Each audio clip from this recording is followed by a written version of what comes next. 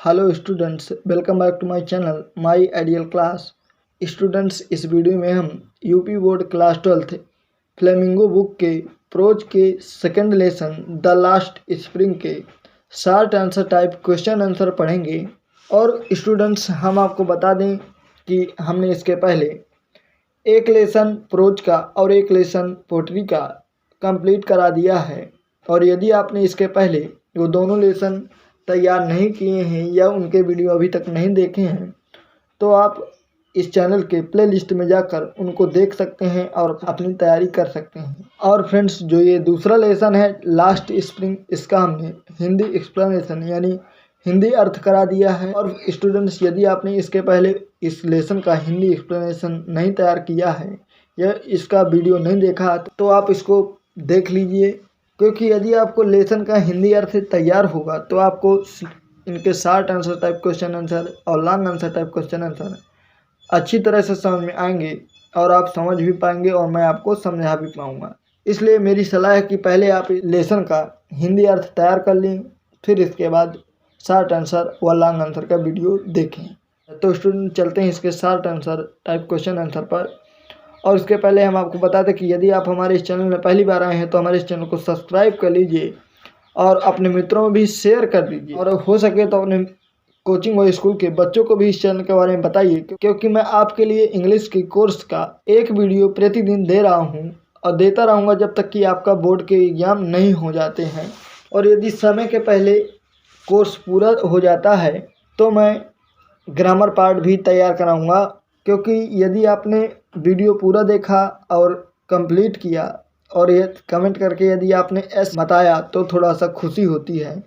इसलिए मैं चाहता हूँ कि आप जब भी वीडियो को देखें तो शुरू से अंत तक देखें और उसे तैयार करें और एक बार अपनी बुक से प्रैक्टिस करें। और जब भी आप हिंदी एक्सप्लेनेशन देखें तो आप एक कॉपी ले लें और पेन ले लें और उससे जो है आप जो भी मीनिंग आपको समझ में ना आती हो या नहीं आती हैं तो आप उन्हें जो है अपनी नोटबुक में नोट कर लें। और या फिर अपने जो शॉर्ट आंसर का वीडियो देखते हैं, लॉन्ग आंसर का वीडियो देखते हैं तो उन्हें भी आप राइट कर लें और राइट करने के बाद जो मीनिंग आपको नहीं आती है उसको समझ लें और फिर राइट कर लें। क्योंकि यदि आप इस तरह करेंगे तो आप एक या दो बार वीडियो देखेंगे तो आपको ये लेसन अच्छी तरह से समझ में आते जाएंगे। इसलिए मैं आपसे कहता हूँ कि आप जब भी देखें तो पहले वीडियो को एक बार देखें और उसको लिखने का प्रयास करें, लिख लें और उसे फिर से एक बार अपने मन से प्रैक्टिस करें, तब ये आपको आने लगेगा। तो स्टूडेंट्स, चलते हैं इनके short answer type question answer पर। और स्टूडेंट्स, मैं आपको बता दूं कि मैंने ये जो 10 क्वेश्चन लिए हुए हैं राजीव प्रकाशन की इंग्लिश की बुक से लिए हैं। और यदि आपके पास कोई दूसरी बुक है और उसका यदि आपको शॉर्ट आंसर नहीं आ रहा समझ में तो आप नीचे जो कमेंट बॉक्स होता है उस पर उस क्वेश्चन को लिख दीजिए और कहिए कि सर इसका भी वीडियो बना दीजिए या फिर इसका आप आंसर बता दीजिए, तो मैं उसका भी आंसर आपको कमेंट करके या फिर वीडियो बना के समझा दूंगा या बता दूंगा। तो स्टूडेंट्स, चलते हैं इसके शॉर्ट आंसर पर। तो इसका पहला क्वेश्चन दिया हुआ है कि why did Anees Jung ask Saheb about the school. अब ये जो अनीस जंग है ये आपने यदि इसका हिंदी अर्थ तैयार किया होगा तो आपको वहाँ से पता होगा कि ये जो अनीस जंग है वो इस लेसन यानी लास्ट स्प्रिंग के आथर हैं। तो क्वेश्चन हमारा पूछता है कि why did Anees Jung ask, यानी अनीस जंग ने क्यों पूछा, आस्क मीन्स पूछा, साहेब से, यानी अनीस जंग ने साहेब से क्यों पूछा अबाउट द स्कूल, स्कूल के बारे में। What was its impact on Saheb, और इसका साहेब पर क्या अंतर पड़ा या प्रभाव पड़ा। इम्पैक्ट मीन्स प्रभाव पड़ा या फिर अंतर पड़ा, यानी इस बात का जो अनीस जंग ने साहब से पूछी तो उस पर क्या प्रभाव पड़ा। तो मैं थोड़ा सा इसका हिंदी अर्थ बता दे रहा हूँ आपको कि जो अनीस जंग थी उन्होंने साहब से इसलिए पूछा था क्योंकि वो जो है कूड़ा कबाड़ बीनता रहता था। सुबह से उनके पड़ोस में जो कूड़ादान रखा रहता था उन्हें प्रतिदिन ही वो वहाँ पर मिलता था और इसीलिए वो जो है उससे पूछती थी कि तुम स्कूल क्यों नहीं जाते हो। तो बस इसी के बारे में ये क्वेश्चन है। तो देखिए, मैं इसका आंसर आपको समझा रहा हूँ और मैंने इसलिए इनको इस तरह से वीडियो तैयार करा रहा हूँ क्योंकि अगर यदि मैं हैंड राइटिंग से लिख के बताता हूँ तो काफ़ी समय लग जाएगा और वीडियो भी काफ़ी लंबी हो जाएगी। इसलिए मैं इनको पहले से राइट करके रखता हूँ, यानी कि मैं इनकी पीपीटी बना लेता हूँ और इसके बाद इसको जो है वीडियो के द्वारा आपको समझाता हूँ। तो स्टूडेंट देखिए, इसका आंसर हम इस तरह लिखेंगे कि अनीस जंग आस्क्ड साहब अबाउट द स्कूल, यानी कि जो अनीस जंग है वो साहब से स्कूल के बारे में पूछती हैं। अनीस जंग आस्क्ड यानी अनीस जंग पूछती हैं साहब यानी साहब say about the school, school के बारे में। बिकॉज क्योंकि साहब रिप्लाइड टू हर, क्योंकि साहब उन्हें उत्तर देता है। साहब रिप्लाइड, साहब उत्तर देता है टू हर, उनको, दैट की he has nothing else to do expect ragpicking. Ragpicking means होता है कूड़ा कबाड़ बीनना, यानी कि वो कहता है कि मेरे पास और कोई दूसरा काम नहीं है इस कूड़े कबाड़ बीनने के अलावा। एक्सपेक्ट मीन्स अलावा, रैपकिंग मीन्स होता है कूड़ा कबाड़ बीनना, नथिंग मीन्स कुछ नहीं है, एल्स टू डू करने के, यानी कहते कि वो जो साहब नाम का लड़का है वो आथर को यानी अनीस जंग को उत्तर देके बताता है कि मेरे पास इस कूड़े कबाड़ बीनने के अलावा कोई दूसरा काम भी तो नहीं है। इट्स इम्पैक्ट ऑन साहब वाज, यानी इसका प्रभाव साहब पर पड़ा था। इट्स इम्पैक्ट यानी इसका प्रभाव ऑन साहब, साहब पर पड़ा, वाज वो था, दैट की he was very curious about school, कि वह स्कूल के लिए बहुत ज़्यादा क्यूरियस हो गया था यानी उत्तेजित हो गया था। And he also promised, he also और उसने भी, प्रोमिस्ड वादा किया था हर उनसे, और उसने उनसे यह भी वादा किया था दैट की he will go to school, कि वह भी स्कूल जाएगा, यानी he will go to school, वह स्कूल जाएगा। इफ़ एनीवन बुल्ट इट, कि यदि कोई वहाँ पर एक स्कूल बनवा देगा। क्योंकि जब वो बात पूछ रही थी आथर साहब से, तो साहब ने कहा था कि मेरे जो पड़ोस है, मेरे पड़ोस में कोई स्कूल नहीं है, और उसने कहा था कि, और आथर ने जब ये बात सुनी कि उसकी पड़ोस में कोई स्कूल नहीं है, तो आथर ने उससे पूछा था कि क्या मैं यदि एक स्कूल बनवा दूं तो क्या तुम स्कूल आओगे। तो वही बात की उसने कही कि यदि कोई स्कूल बनवा देगा तो मैं जो है स्कूल जाऊंगा। तो आप इसका आंसर इस तरह लिख सकते हैं। और देखिए इसका दूसरा क्वेश्चन दिया है कि why did Saheb and other rag pickers not wear chappals, कि जो साहेब था और अन्य कूड़े कबाड़ बीनने वाले लड़के थे, अदर्स रैप कीकर्स मीन्स होता है कूड़े कबाड़ बीनने वाले, यानी कि साहेब और उसके साथ जो अन्य कबाड़ी थे, नॉट वियर चप्पल्स, वे चप्पल क्यों नहीं पहने हुए थे। और दूसरा क्वेश्चन के साथ लगा हुआ कि what excuse did they give for it, और उन्होंने इनके बारे में क्या रीजन दिया। एक्सक्यूज मीन्स होता है कारण बताया, यानी आथर को उन लड़कों ने, कूड़े कबाड़ बीनने वाले लड़कों ने क्या उत्तर दिया था, यानी क्या उनके कारण बताया था। मैं इसका अर्थ आपको थोड़ा सा बता रहा हूँ कि जो दूसरा लड़का था, साहब के अलावा जो दूसरा लड़का था वो चप्पल नहीं पहने हुए था, और साहब के जो साथ वो लड़का था उस लड़के से आथर ने पूछा था कि तुम चप्पल क्यों नहीं पहने हो। जो दूसरा लड़का था उससे पूछी थी आथर कि तुम चप्पल क्यों नहीं पहने हो, तो उस लड़के ने बताया कि मेरी जो माँ है वो माँ मेरी चप्पलों को नीचे नहीं उतारती है, और तीसरे लड़के ने बताया कि यदि वो उन्हें उतार भी देती है तो ये उन्हें फेंक देता है। तो बस हमें उसी को इस आंसर में लिखना है।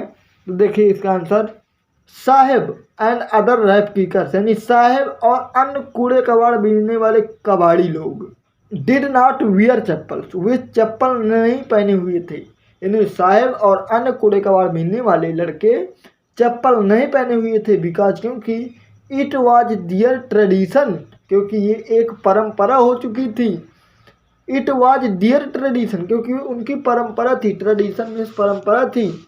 And the boys simply replied, और जो लड़के थे उन्होंने सिंपली साधारणतः बताया था, उत्तर दिया था दैट की his mother did not bring them, कि उनकी जो माँ है वो उन्हें नहीं उतारती है।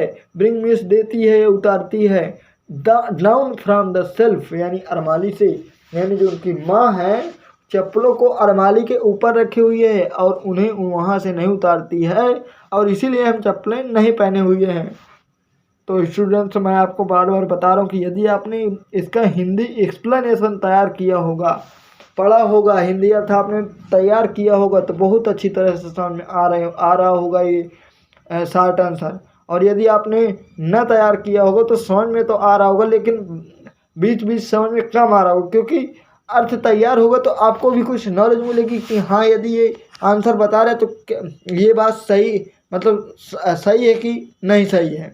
इसलिए जो है मैं कहता हूँ कि यदि आप हिंदी अर्थ इसका देख लेंगे तो आपको बहुत अच्छी तरह से समझ में आएगा। तो चलिए इसका तीसरा क्वेश्चन देखते हैं। How many rag pickers used to live in Seemapuri Delhi, कि कितने कूड़े कबाड़ बीनने वाले रहते थे, यूज्ड टू लिव रहते थे सीमापुरी दिल्ली, सीमापुरी यानी दिल्ली में। How did they settle there, और वह यहाँ पर कैसे स्थित हुए, सेटल हुए। सेटल मीन्स होता है स्थिर होना या स्थित होना। तो क्वेश्चन हमारा पूछता है कि जो दिल्ली में यानी सीमापुरी थी, सीमापुरी के जो लड़के थे कूड़े कबाड़ बीनने वाले और जो वहाँ के लोग थे वो वहाँ पर कितने लोग रहते थे। तो अर्थ पढ़ते समय बताया गया था कि सीमापुरी की दिल्ली में यानी कि 10,000 से ज़्यादा लोग वहाँ पर रहते हैं जो क्या करते हैं, कूड़े कबाड़ बीनते हैं। और ये भी बताया गया कि ये लोग आए कहाँ से थे, और ये आए कहाँ से थे तो ये बताया गया कि ये ढाका से आए थे जो कि बांग्लादेश में है। और इनके जो घर थे और उनके जो खेत थे उन्हें जो है बड़े बड़े तूफानों ने उड़ा ले गए थे। तो बस यही चीज़ें हैं और इसीलिए वो जो है यहाँ सीमापुरी में आ गए थे और यहाँ कूड़े कबाड़ बीनने लगे थे। तो देखिए इसका आंसर हम इस तरह लिख सकते हैं कि there is lived 10,000 rag pickers in Seemapuri Delhi, यानी कि there lived 10,000 rag pickers in Seemapuri Delhi, यानी कि 10,000 कूड़े कबाड़ बीनने वाले लोग रहते थे इन सीमापुरी में, जो कि कहाँ है, दिल्ली में है। यानी कि दिल्ली की सीमापुरी में 10,000 कूड़े कबाड़ बीनने वाले लोग रहते थे। The rag pickers were belongs to Dhaka, और ये जो कूड़े कबाड़ यानी ये कबाड़ी लोग हैं, द रैप किकर्स यानी जो कबाड़ी लोग हैं, वेयर ये थे, बिलोंग्स रहते, टू ढाका यानी ढाका में, यानी ये जो पहले जो है ढाका में रहते थे और इन बांग्लादेश जो कि कहाँ है, बांग्लादेश में है, ये यहाँ पे रहते थे। Their homes and fields were ruined, और उनके जो घर थे, डियर होम्स उनके घर, एंड फील्ड्स और उनके खेत, वेयर रूइंड वे बर्बाद हो गए थे, बाय द स्टॉर्म्स क्योंकि तूफान आए थे, बड़े बड़े तूफान आए थे और उन्होंने उनको उनके घरों को और खेतों को बहा ले गए थे यानी बर्बाद कर दिया था। एंड दे एरिव्ड, और इसलिए वे आ गए हियर यहाँ इन सीमापुरी में, क्योंकि उनके जो घर थे और खेत थे पूरी तरह से बर्बाद हो गए थे, यानी जो तूफान आए थे तूफानों ने उनके घरों को और खेतों को तस्ट नष्ट कर दिया था। इसलिए वो जो है वहाँ से अब सीमापुरी में आ गए हैं और वो कूड़ा कबाड़ बीनने लगे हैं। तो आप इसका आंसर इस तरह लिख सकते हैं। और जिसका हिंदी अर्थ है वो इसका हिंदी अर्थ मैंने बहुत अच्छी तरह समझाया है उस वीडियो में, और यदि आपने एक बार देखा होगा तो आपको ये हिंदी अर्थ बहुत अच्छी तरह से समझ में आया होगा और एक क्वेश्चन भी समझ में आ रहा होगा। तो चलिए देखते हैं चौथा question. What was the meaning of garbage for children, यानी कि क्वेश्चन कहता है कि what was the meaning of garbage, यानी कूड़े कबाड़ की मतलब क्या था। व्हाट मीन्स क्या, वाज मीन्स था, द मीनिंग यानी मतलब है, अर्थ, ऑफ गार्बेज कूड़े कबाड़ का, यानी जो कूड़ा कबाड़ था उसका मतलब क्या था, फॉर चिल्ड्रन बच्चों के लिए, यानी बच्चों के लिए जो कूड़ा कबाड़ था उसका मतलब उनके लिए क्या था। और दूसरा क्वेश्चन इसके साथ लगा है कि what did they find in it, और इनसे क्या प्राप्त करते थे। What did they find in it, और वे इनसे क्या प्राप्त करते थे। व्हाट मीन्स क्या, दे मीन्स वे, फाइंड मीन्स प्राप्त करते थे, इन इट इससे, यानी वे इन कूड़े कबाड़ से क्या प्राप्त करते थे। तो देखिए जब हम अर्थ पढ़ रहे थे तो उसमें बताया गया था कि जब कोई कूड़ा कबाड़ मिलता है या कूड़े कबाड़ में कोई चीज़ पड़ी मिल जाती है हमें, मान लो थोड़ा सा रुपया मिल जाए या 10-20 का नोट मिल जाए, तो क्या हम उसको छोड़ देंगे, हम उसको नहीं छोड़ेंगे, यानी उसको जो है उठा लेंगे और फिर उसमें कोशिश करेंगे शायद 10-20 रुपए उसमें और मिल जाए। तो बस उनके लिए मतलब यही था कि जो कूड़े कबाड़ बीनना है वो उससे जो है रुपया प्राप्त करते थे, और कभी कभी वो 10 का नोट प्राप्त कर लेते थे, ढूंढ लेते थे, और कभी कभी 1 रुपये मिल जाते थे। और यदि आपको कभी उसी कूड़े कबाड़ से अभी नोट मिल रहा था और कभी आपको मान लो कि चांदी के सिक्के मिल जाए तब तो आपको और विश्वास बढ़ जाएगा। तो बस जो कबाड़ी लोग थे उन्हें उस कूड़े कबाड़ से 10 के या 1 के या फिर चांदी के सिक्के मिल जाते थे। इसलिए वो जो है उनका मतलब ये था कि जो कूड़ा कबाड़ है उनके लिए धन है। तो देखिए इसका आंसर हम इस तरह लिख सकते हैं कि the meaning of garbage for children, की जो मीनिंग है मतलब है ऑफ गार्बेज कूड़े का, फॉर चिल्ड्रन बच्चों के लिए, वाज था हुए रैप्ड इन वंडर, उनके लिए बहुत ज़्यादा आश्चर्यचकित था, यानी उनको जो है ये इससे बहुत आश्चर्य होता था। दे फाउंड, यानी जब वे प्राप्त कर लेते थे, यानी जब उन्हें वो मिल जाते थे ए रुपीज़ और 10 रुपीज़ नोट इन इट, इससे 10 का या 1 का नोट, यानी जब उन्हें इस कूड़े कबाड़ से 1 का या 10 का नोट मिल जाता था तो उन्हें बहुत ज़्यादा आश्चर्य होता था। एंड समटाइम्स, और कभी कभी ए सिल्वर कॉइन्स, उन्हें जो है चांदी का सिक्का मिल जाता था। तो उनका मतलब यही था कि जो कूड़ा कबाड़ है उनका जो है धन है, यानी उससे उन्हें जो है उनकी रोजी रोटी की व्यवस्था होती है। तो बस उनकी यही मतलब था कि उन्हें जो है यहाँ से धन प्राप्त होता है। Why did Saheb join the job at milk booth? Why did Saheb join, यानी साहेब ने क्यों ज्वाइन किया द जॉब, उस जॉब को, नौकरी को, एट मिल्क बूथ, यानी उस दूध की दुकान में। यानी जो साहेब था वो बाद में जो है इस कूड़े कबाड़ को बीन के थक आया था, यानी उसने जो है बाद में कूड़े कबाड़ बीनना बंद कर दिया था और उसने एक दूध की दुकान में काम करना शुरू किया था।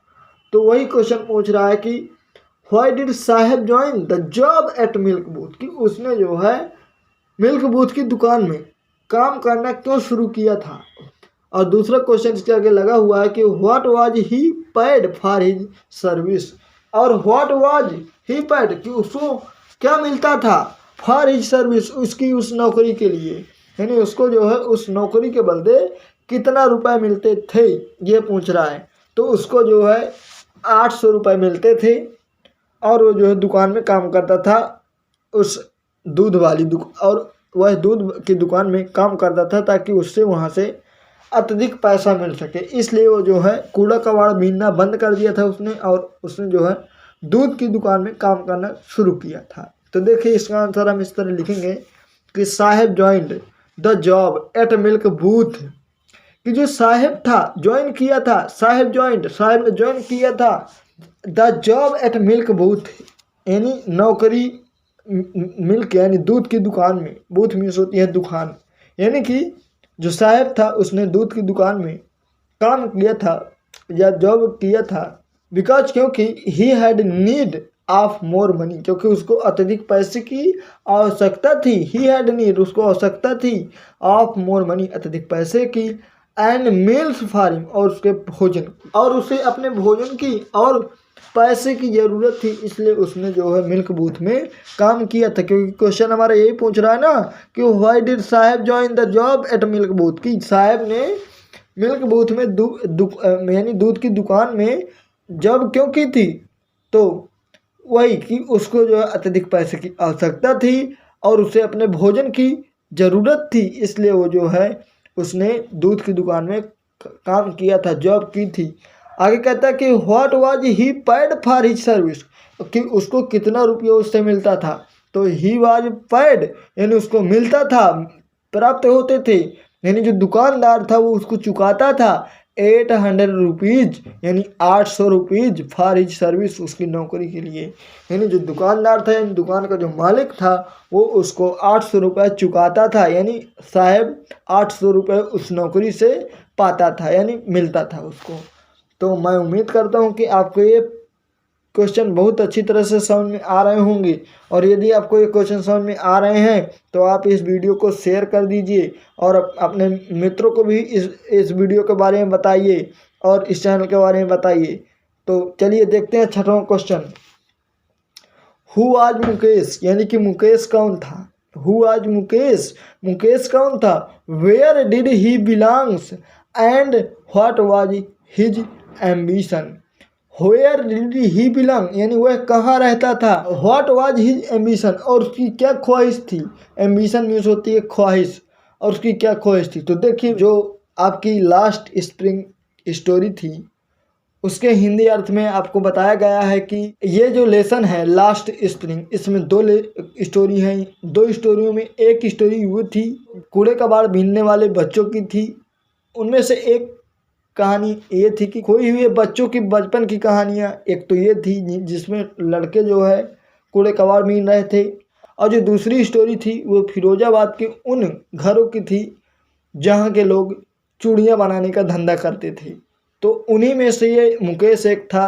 तो वही पूछते हैं कि हु वाज मुकेश, मुकेश कौन था, और वेयर डिड ही बिलोंग्स और वो कहाँ रहता था। तो ये तो मैंने बताया कि वो जो है फिरोजाबाद के गरीब लोग थे, और वो फिरोजाबाद में यानी कि जो लोग थे जो चूड़ियाँ बनाते थे वो फिरोजाबाद में रहते थे। तो इसका मतलब कि शायद भी फिरोजाबाद का रहा होगा। आगे दिया है दूसरा question, and what was his ambition. Ambition means होता है ख्वाहिश, और उसकी क्या ख्वाहिश थी।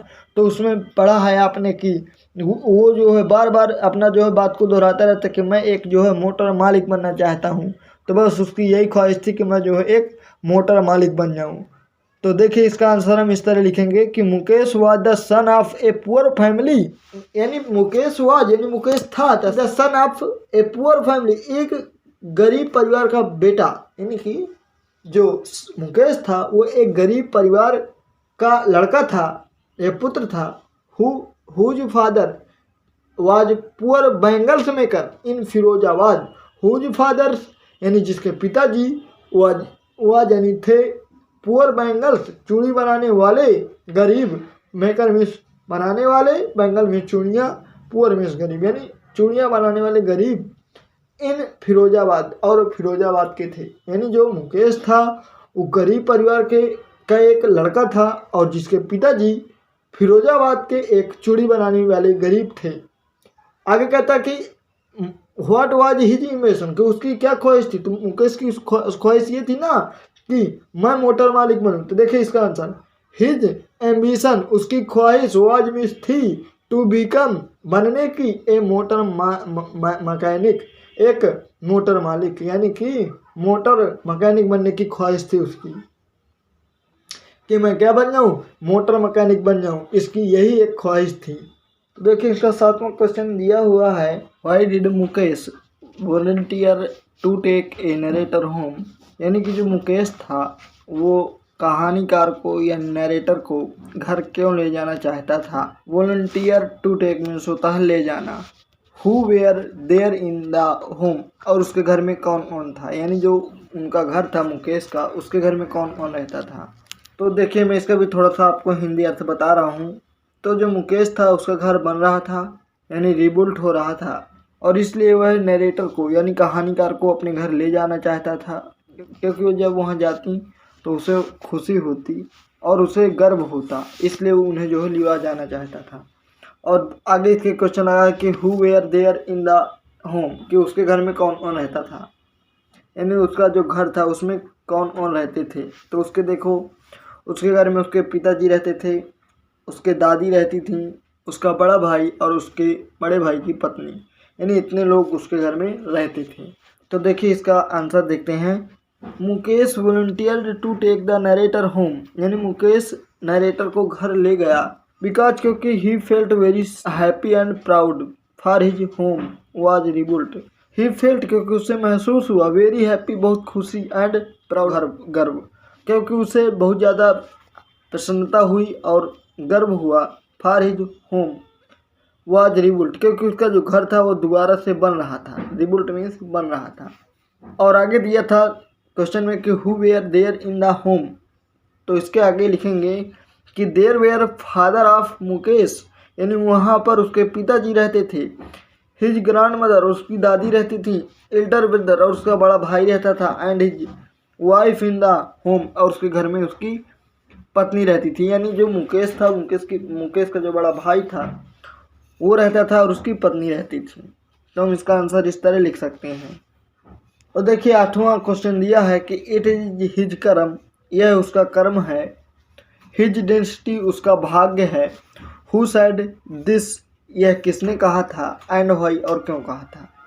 तो हमारा क्वेश्चन पूछता है कि यह जो शब्द है इट इज़ हिज कर्म और हिज डिस्टी, ये किसने कहा था।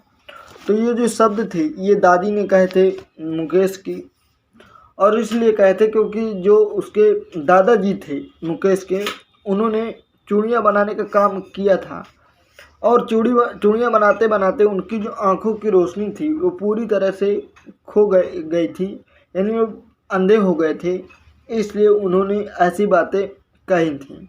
तो देखिए इसका आंसर हम इस तरह लिखेंगे, Mukesh grand mother said this, यानी मुकेश की ग्रैंड मदर ने ये शब्द कहे थे कि इट इज़ हिज कर्म, कि यह उसका कर्म है, हिज डेस्टिनी, और यह उसका भाग है, यानी उसके पिताजी के लिए उसकी दादी ने ये शब्द कहा था कि यह उसका कर्म है। बिकॉज क्योंकि she has watched her own husband go blind, क्योंकि जो उनकी दादी थी यानी शी हैज वॉच्ड, उन्होंने देखा था, हर ओन हस्बैंड यानी अपने पति को, गो ब्लाइंड अंधे होते हुए, क्योंकि उसके जो दादाजी थे उनकी दादी ने उनको अंधे होते हुए देखा था।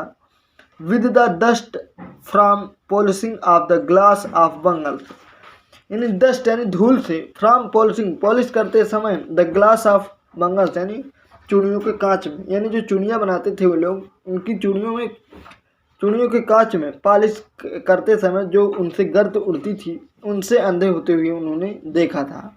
Born in the caste of bangles makers, यानी कि इनकी चूड़ियाँ बनाने वाले लोगों की जाति में जन्म लेना। Born in the caste of bangles, यानी कि चूड़ियाँ बनाने वाले लोगों की जाति में जन्म लेना। They have seen nothing but bangles, they have seen उनके पास कुछ नहीं देखने के लिए रहता, बट बैंगल्स मात्र चूड़ियाँ ही चूड़ियाँ रहती हैं। यानी जो लोग इनके जाति में जन्म ले लेते हैं तो उनके पास और कुछ नहीं होता है, लेकिन चूड़ियाँ जरूर रहती हैं। तो इसका आंसर आप इस तरह लिख सकते हैं। और 9वां क्वेश्चन दिया है कि व्हाट डज द बैंगल्स साइम्बोलाइज, यानी जो चूड़ियाँ हैं वो किसका प्रतीक हैं। साइम्बोलाइज में प्रतीक हैं। What is the role of bangles makers of Firozabad, यानी कि फिरोजाबाद के चूड़ियाँ बनाने वाले की क्या भूमिका है। रोल मीन्स भूमिका है, व्हाट इज द रोल यानी क्या भूमिका है, आप बैंगल्स मेकर यानी चूड़ियाँ बनाने वालों की, आप फिरोजाबाद जो कि फिरोजाबाद के हैं, यानी वे लोग जो फिरोजाबाद में चूड़ियाँ बनाते हैं उनकी वहाँ पर क्या भूमिका है। तो देखिए मैं इसका भी थोड़ी सी हिंदी अर्थ बता रहा हूँ कि जो चूड़ियाँ हैं वो भारत देश की स्त्रियों की सुहाग की निशानी है, और जो वहाँ के लोग हैं वे भारत की हर स्त्री के लिए चूड़ियाँ बनाने का कार्य करते हैं और उनकी यही भूमिका है। तो देखिए इसका आंसर हम इस तरह लिखेंगे कि the bangles symbolize an Indian women's suhag, bangles यानी जो चूड़ियाँ हैं वो साइम्बोलाइज प्रतीक हैं इन इंडियन वुमेन्स सुहाग, यानी भारत की औरतों के सुहाग की, ऑस्पिशियसनेस इन मैरिज, और यह विवाह की प्रतीक हैं। और आगे क्वेश्चन लगा हुआ था कि फिरोजाबाद की चूड़ियाँ बनाने वालों की क्या भूमिका है। तो इसको हम ऐसे लिखेंगे, the bangles makers of Firozabad have spent generation to making colourful bangles for all the womens in the country, यानी कि द बैंगल्स मेकर यानी चूड़ियाँ बनाने वाले ऑफ फिरोजाबाद के, यानी फिरोजाबाद के चूड़ियाँ बनाने वाले हैव स्पेंट यानी व्यतीत कर देते हैं, जनरेशन अपनी पीढ़ियाँ, टू मेकिंग बनाने में, कलरफुल बैंगल्स यानी रंग बिरंगी चूड़ियाँ, यानी जो फिरोजाबाद के लोग हैं वे अपनी पूरी पीढ़ियाँ रंग बिरंगी चूड़ियाँ बनाने में व्यतीत कर देते हैं। फॉर ऑल सभी, द वुमेन औरतों के लिए, इन द कंट्री इस देश की, यानी भारत की सभी स्त्रियों के लिए ये रंग बिरंगी चूड़ियाँ बनाते रहते हैं और ये अपनी पूरी पीढ़ियाँ व्यतीत कर देते हैं। But they are still in poverty, लेकिन वह अभी भी गरीबी में दबे हुए हैं, यानी वो इतना चूड़ियाँ बनाते हैं लेकिन वो अमीर नहीं बन पाते, बस वो जो है आज भी क्या है, गरीब हैं, यानी गरीब बने हुए हैं। But they are still in poverty, यानी कि वो अभी भी गरीब हैं। तो इसको आप इस तरह लिख सकते हैं। 10वां क्वेश्चन दिया है, why could the bangles makers not organise themselves into a cooperative, यानी कि why could the bangles maker, यानी कि जो चूड़ियाँ बनाने वाले लोग हैं वे नॉट ऑर्गेनाइज एक व्यवस्थित करते हैं, ऑर्गेनाइज में सोतिया व्यवस्थित करना, देमसेल्व्स यानी स्वयं को, इनटू एक कोऑपरेटिव यानी कोऑपरेटिव सहकारी समिति बना लेते हैं। यानी कि जो क्वेश्चन है हमारा वो कहता है कि जो वहाँ के चूड़ियाँ बनाने वाले लोग हैं वे अपनी एक सहकारी समिति के रूप में क्यों नहीं व्यवस्थित हो जाते हैं। आगे क्वेश्चन लगा है कि what do they face if they do so, और यदि वे ऐसा करते भी हैं तो उनके साथ उन्हें किसका सामना करना पड़ेगा। व्हाट डू दे, यदि वे ऐसा करते भी हैं तो फेस, उन्हें सामना करना पड़ेगा, इफ़ दे डू सो, ऐसा करने के लिए, यानी उन्हें जो है ऐसा करने के लिए किसका सामना करना पड़ेगा। तो जैसे कि हमने अर्थ में पढ़ा था कि यदि वे अपनी सरकारी समिति बना भी लेते हैं, तो वे जो लोग थे वो आथर को बता रहे थे कि यदि हम अपनी सहकारी समिति बना भी लें तो हम बना तो लेंगे, लेकिन या तो फिर किसी पुलिस वाले के हाथों मारे जाएंगे और किसी बगैर कानूनी काम करने के ढंग में जेल में डाल दिए जाएंगे। तो बस यही चीज़ें वो बता रहे थे, तो इसी को हमें आंसर में लिखना है।